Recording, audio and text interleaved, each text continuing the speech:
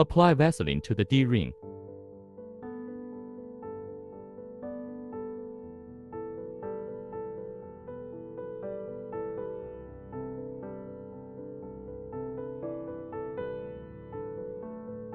Insert the D-shaped ring into the freezer. Apply Vaseline to the horn cover. Insert the mixer.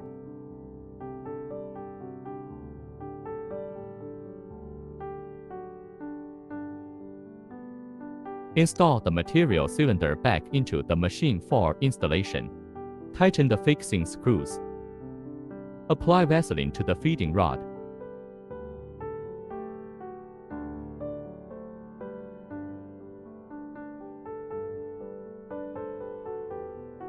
Install the handle back onto the feeding rod.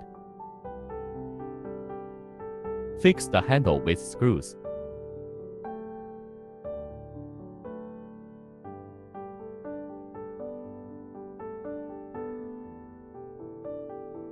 Installation is complete.